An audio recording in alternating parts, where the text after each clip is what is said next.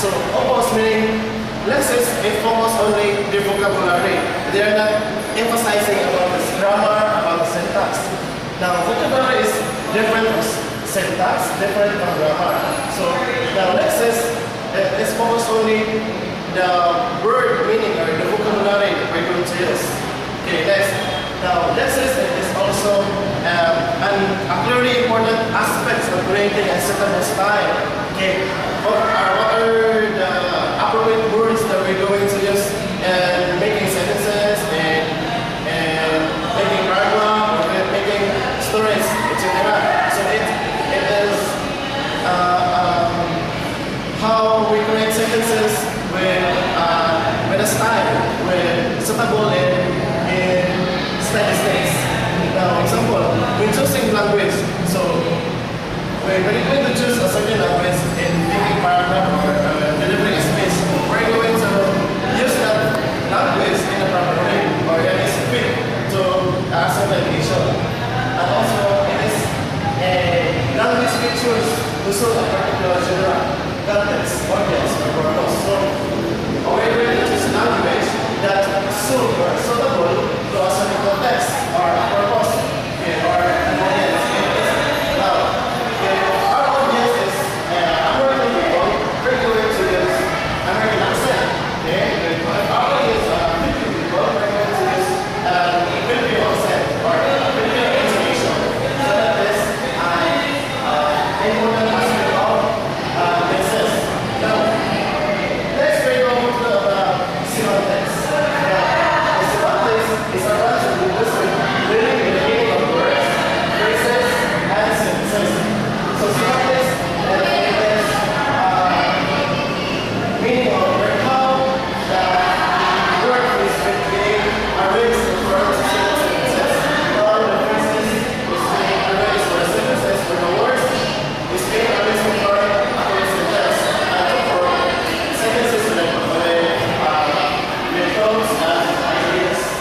Now, syntax again, from the linguistic perspective, syntax from an ancient Greek, okay, from an ancient Greek, syntax is the arrangement. It is the arrangement of a certain words that is to form accurate sentences, or to form accurate sentence with a complete thought and a complete idea. Now, syntax, by the way, also the study of principles and rules for constructing sentences. Now, how are you going to construct sentences with the correct thoughts or with the correct ideas? So it is an arrangement of the words to form a complete sentences, or to form a complete thoughts and ideas. Now, next, it is rules of language and results. Now, sometimes language, it could be called a grammar. Okay? A rule of language called a grammar. Or there are reasons, not reasons about language. Now, reasons or persons why there is a need to have a rule in using language. Because persons needs to be able to speak intermittently a large number of sentences in lifetime. So in order a person to make sentences or a large number of sentences in lifetime, because nowadays a simple sentence, sometimes a person he can utter sentences even as simple sentences. Now this time there is a rule. Language has a rule because person needs to speak language, base of language correctly with a large number of sentences in lifetime. Okay, now next is the components of grammar. There are lots of components about grammar. So first is the phonetics that governs the structure of sound. So the use of the phonetics is to governs how we're going to arrange the sounds, or how we're going to pronounce or about sentences or certain words. So it's dealing with sounds. And morphology, that governs the structure of words. So morphology sometimes it emphasizes the structure of words. How we're going to gather some words to form sentences. How we're going to combine words to form a good sentences or a simple sentences with complete thoughts and ideas. So that is morphology. Now syntax again, syntax which governs the structure of sentences. So it is the arrangement. From the ancient Greek word arrangement. So it is the arrangement of word to form sentences. Last is the semantics. Now semantics governs the meanings of words and sentences. So it emphasizes the meaning of words. What is the meaning of certain words? What is the meaning of that certain vocabulary? And what is the meaning of that sentences? Or it emphasizes how a person uses different words to form different sentences. Okay, that's it. Now, next, a sentence can be described with the following methods. First method is a sentence, a statement of the correct sequence of parts of speech. Okay, a correct sequence of parts of speech. Now, when you're going to make sentence, of course, there is a correct sequence in a part of speech to form correct sentences. So, a part of speech there are 8 parts of speech: the noun, the pronoun, the adverb, the verb, adjective, the interjection, the preposition, and last is the adjective. Okay. Now, those are the parts of speech. So, in making sentences, of course, we're going to use these parts of speech to form good sentences. For example, okay, the boy kicked the ball. So the subject here is the boy. Okay, subject here is the boy, and the article now has the noun boy. Now the verb here is kicked. Okay, kicked, and the object is the ball. Okay, the article has the ball noun. Okay. Next is methods of transformation rules. Now, for example, the girl punched the wall. So the sentence is the girl punched the wall. Now, the noun phrase here is, of course, the girl. Okay, and this is subject. This is a subject. Now, plus verb. The verb here is punch. Okay, the verb here is punch. The verb phrase is punch the ball. So there is an article and there is last noun. Now, so next, what I say is, by parsing diagrams, it is also we are going to make sentences in diagramming in a different way. So this time we are going to focus diagramming as well. Sentences are shown in graphical way. First, for example, sentence. So under the sentence it is a noun phrase. Okay? Noun phrase. Okay? Also the verb phrase. Now, under the verb phrase, this is the subject. Okay, of course, the subject. The verb phrase is the predicate. Now, to form a noun phrase, of course, there is an article and a noun. Okay? The subject, article plus noun is a noun phrase. Then, and under the verb phrase, there is a noun. Okay, noun phrase. So, of course, the subject and the object. Okay, the object. So, to form a noun phrase, of course, there is an article and noun. So, okay. Okay, to form a sentences, okay, noun phrase and the verb phrase. So, the noun phrase is the subject, under the verb phrase is the predicate. So, to form a noun phrase, there is an article. For example, and that is article. So, the article, a noun, so the subject. So, the predicate is a noun phrase. So if there is an article and noun, okay, that is we can have a noun phrase. For example, the cat For example, naka king, the rat. Okay, now the noun, the subject is the cat. The noun phrase is the noun phrase is the cat. Okay, the noun is the cat. Then here is the object. The object, the noun phrase. That's the object. Then the article has noun. The verb here is keep. The first sentence is noun phrase, this is object or a noun phrase, okay. That is, so noun phrase or verb phrase, verb phrase. So then, it is formal sentences. Then in the fact in the run, so it's a noun phrase, a verb, the run is a noun phrase.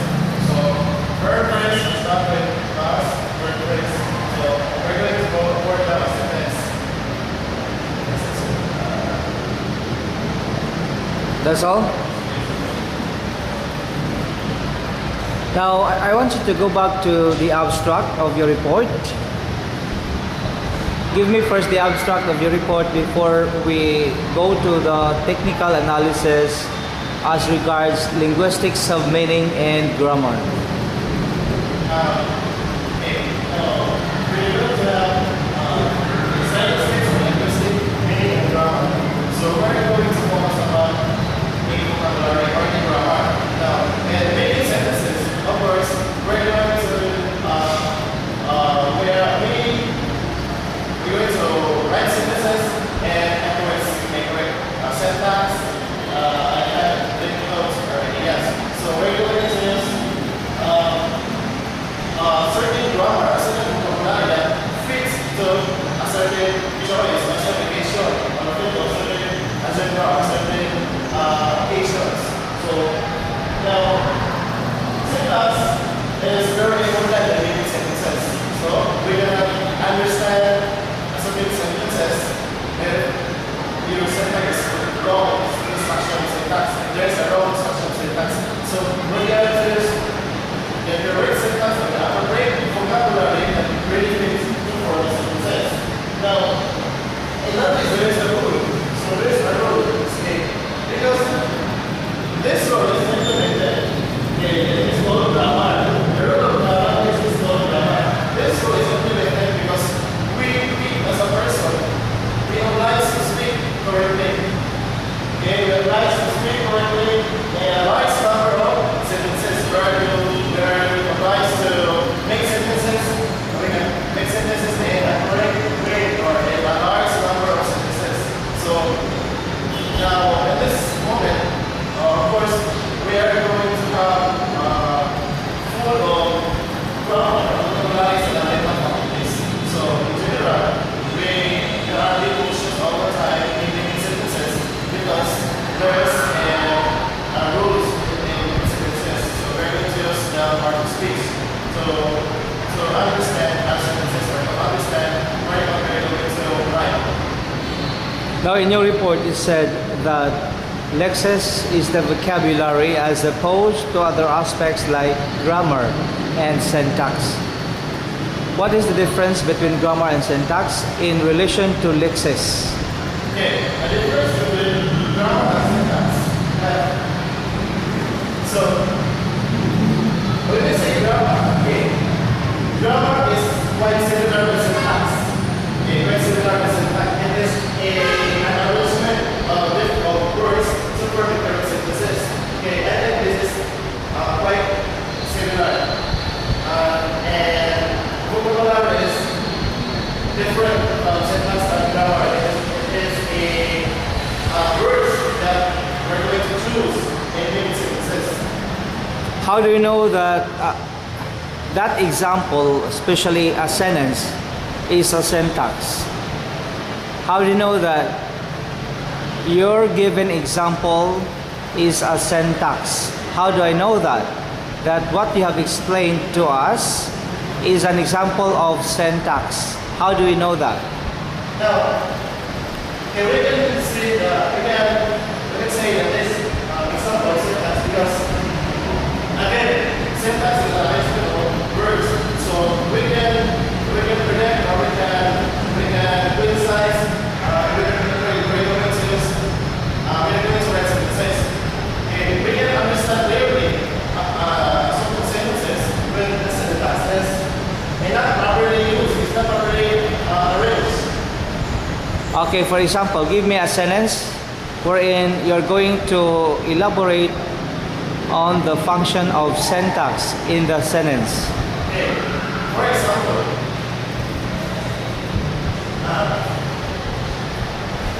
welcome, guys.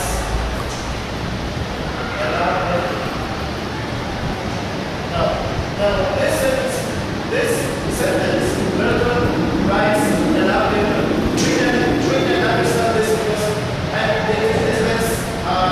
we can really understand this.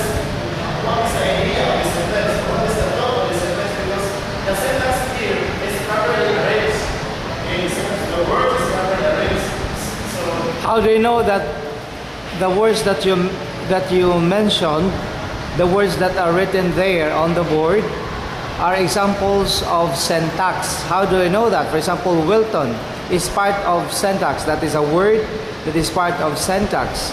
Rights is another word that is a part of syntax. As you said a while ago, that they have been arranged. The rest of the sentence, the subject and the verb are arranged together to form into a logical sentence. And you said that it's a syntax, an example of syntax, because every word has been arranged because of syntax. And now my question is, a follow-up question. How do you know that your given example of the subject and predicate, these two examples are also a part of syntax?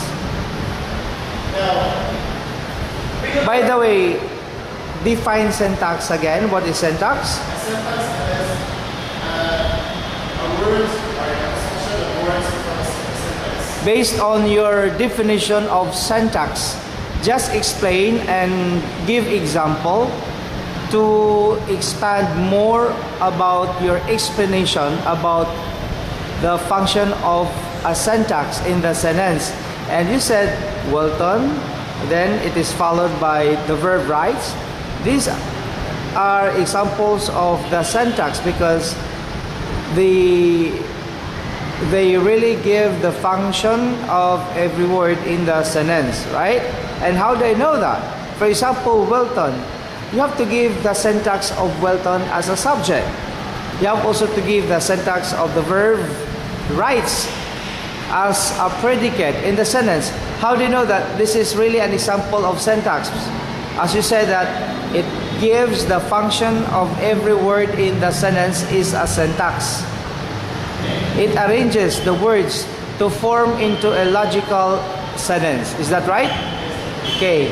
Expound on the function of the word, every word in the sentence. And that is an example of a syntax based on every example that you have written on the board, especially on the given sentence. This is welcome rights are so welcome here is a noun and also the subject and rights is a verb and love is an object. Now we can write this as we're gonna write this or understand this sentence if there's no according to subject. For example, if the verb has been placed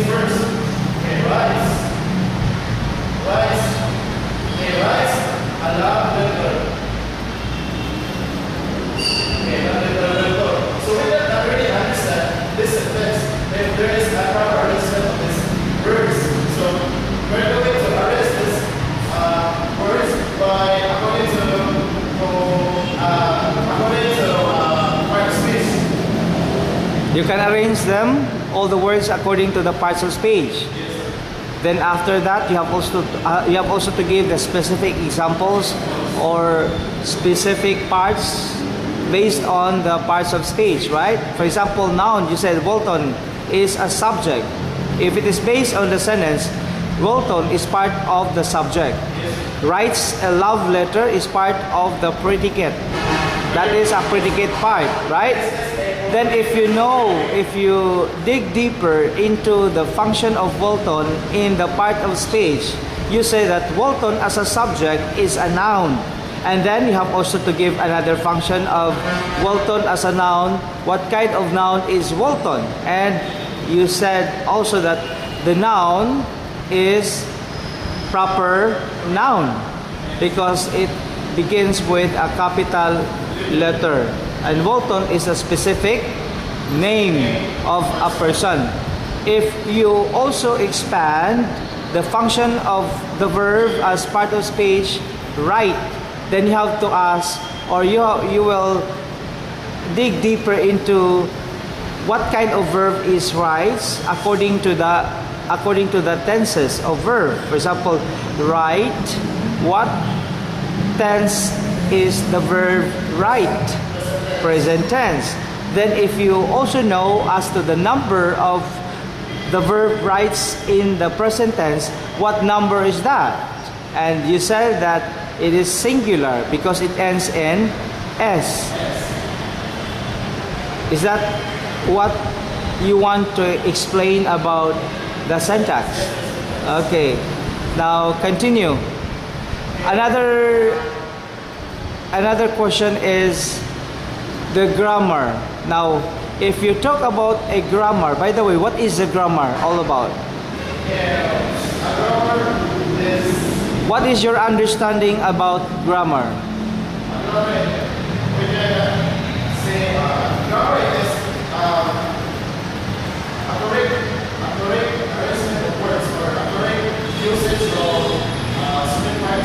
An example is the correct usage. That is part of grammar. But what is grammar in general?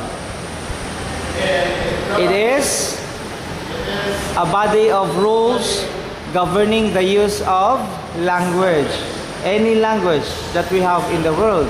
So meaning that a grammar is a body of rules governing the use of language.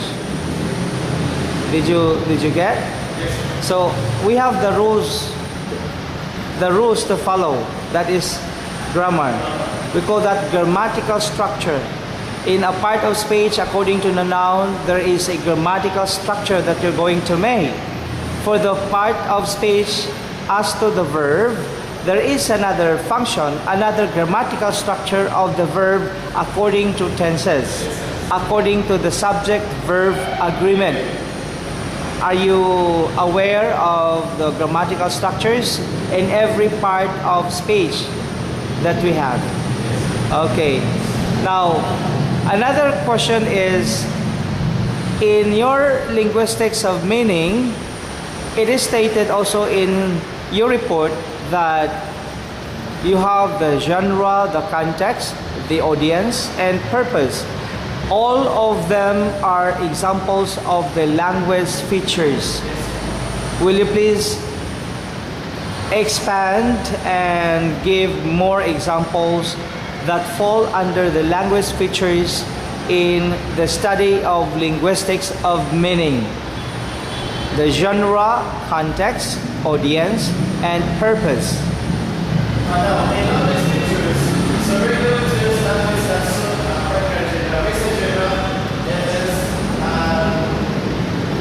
certain ambience or a certain place that we're going the space where delivered. And the context is the context of certain space where the context is certain hardware that we're going to deliver. Also the audience. So what is the audience is the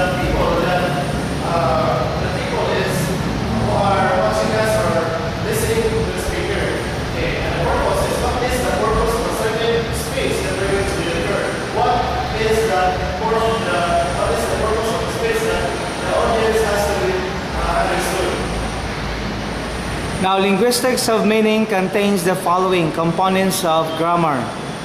Now, number one component is about the phonetics that governs the structure of the sounds. Will you please elaborate more about this example of phonetics or the sentence itself under the components of grammar?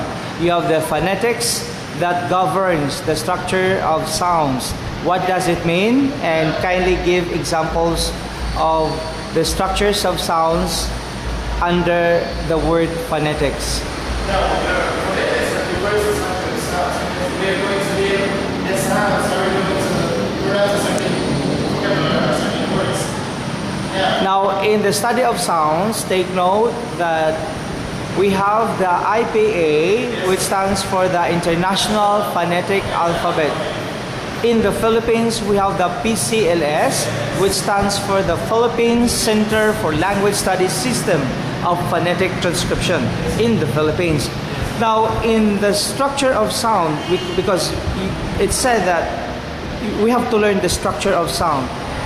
The phonetic symbol under the structure of the sounds in IPA and the phonetic symbol under also the PCLS. For example, how are you going to transcribe the word C-A-T? The word is cat, cat.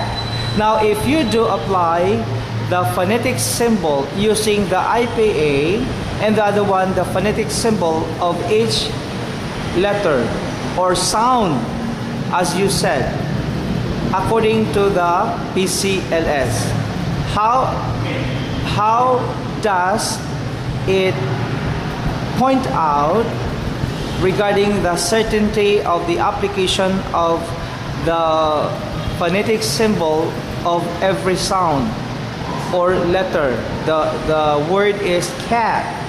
How do you transcribe the word cat according to the IPA, and how are you also going to transcribe the word cat according to the PCLS? Now, the word is cat. Okay. Now, if we're going to transcribe this in IPA or International Phonetic Alphabet, that becomes cat. This. According to IPA, is that cat? Is that, how do you pronounce that? Cat. Is that really the phonetic symbol of IPA, that is only a letter A? Or there is a combination of the A and the E? We call that Siamese twins in the IPA. Yes, it's one. It should be the letter A and to be connected with the E. So that, is that the right transcription of the cat according to the IPA, International Phonetic Alphabet? So let me check this one, if this is really the correct transcription. Cat, K, then? In the PCLS, do you have the same application? Yes. Cat. For the PCLS stands for the Philippines Center for Language Studies System of Phonetic Transcription. So the two of them are the same, but there are other sounds that are also different in PCLS and in IPA. There is a word that is not the same as to the transcription if you transcribe the word in PCLS and the other one in IPA. Okay, I think there's no more question about the phonetics. Will you please proceed to the morphology? Now, one of the components of grammar is morphology. Kindly give me an example of any word that has something to do with morpheme, or examples of the morphemes. We have the bound morphemes and the bound morphemes and the free morphemes. Did you research also on that? About morphology? Any knowledge, any savvy that you have about morphology? Now, with regard to morphology, it said also in the meaning on the board that morphology governs the structure of words. when you talk of governs the structure of words, you have also to know the placement of the prefix and the suffix and also the root word. Which one is considered as the bound morpheme and the other one is free morpheme. Which one can stand alone and the other one cannot stand alone. Which one is also about to be connected with any of the affixes that we have, either to the root word or to the prefix, either to the root word or to the suffix. So it's up to you how you do determine the application of that particular example of morphology as far as the bound morphemes and the free morphemes are concerned. Kindly give me more examples in your own knowledge about morphology, because this is also part of our study of the introduction to stylistics as far as linguistics of meaning and grammar are also concerned, are part also in our study today in your report. Morphology refers to structure of words. There is free and bound morpheme. Free morpheme. Free morpheme and a word that can stand alone. For example, you understand. This word understand, we cannot add suffix, but we can add suffix and prefix. We can understand, we can really, this word can really stand for example, in making sentences. Okay, so bound morpheme. Okay, this word that cannot stand alone. For example, okay, and happy. Okay, we add prefix and to form the word that the form or so in order that the word can stand alone. So and the prefix and plus happy. So the word is unhappy. Okay. So I cannot go on by giving you more questions regarding morphology. It is too broad. If I do ask a series of questions regarding morphology, we run out of time, and I understand that.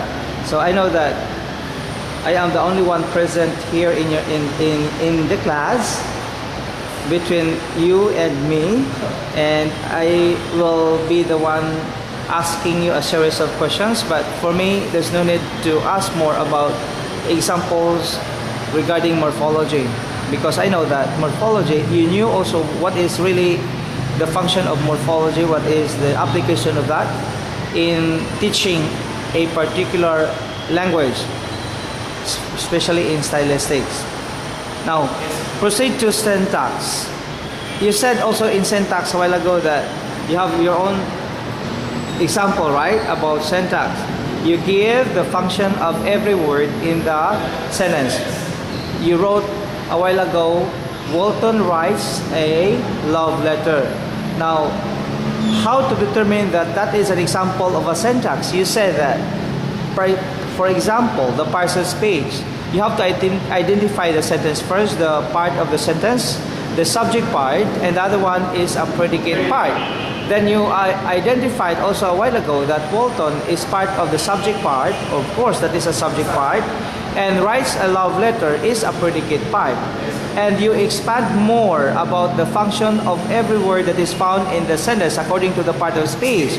Walton as a subject is a noun in the sentence. And then you have also to give another function to determine what kind of noun is Walton. And you say that it is a proper noun. As to the number of the noun, and you say that it is singular because Walton is singular. Then writes is a verb. Then you have also to give another function of the verb according to the tenses, and you say that it is present.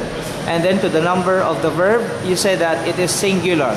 Okay, that is also part of the example in determining the syntax in the sentence.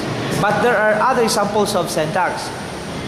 Aside from giving the function of every word according to the part of speech, But there is another example of syntax wherein you have also to determine that using what? Using another structure by determining through diagramming of the sentence, by identifying also the noun phrase, the verb phrase, etc. As far as the part of speech is also concerned, the word classes are still a part there of syntax. Now let us proceed to semantics. Now in semantics, it governs the meanings of words and it governs the sentences, the meanings of sentences. Will you please expound more on this and give me examples of the semantics according to words, the semantics according to sentences?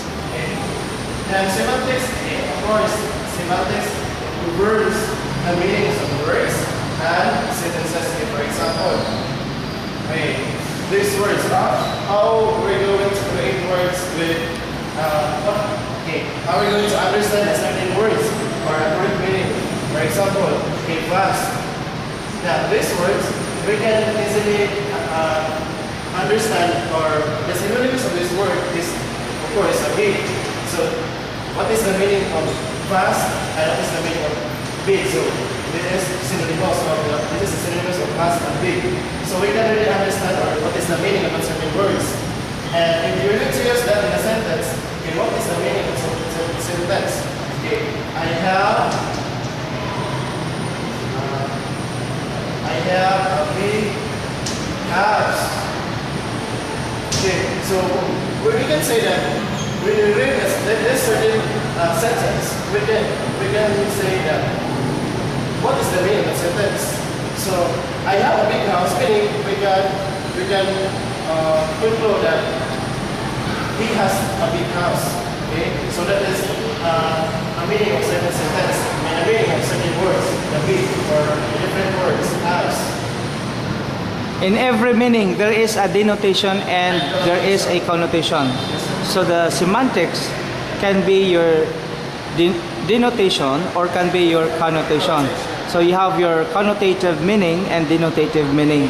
Now, will you please explain what is denotation of the word and what is connotation of the word in a sentence? Okay, in connotation, now we can say that connotation is a certain sentence or a certain word. For example, the word is snake, that is literal. That is give me the denotation of a snake. What is a snake? Snake? Snake. Snake? Yeah. What is a snake? Okay. Give me the denotation of a snake. A snake is the denotation of a snake. Yes, we can say that a snake is a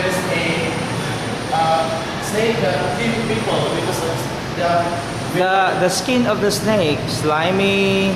Is it a reptile? reptile. Slimy. The skin is slimy. What? Have you seen the snake, right? What have you observed? The characteristics, the appearance of the snake. The snake, when we say denotative, we can denote the snake. We can denote this by negative factors. So Denotation.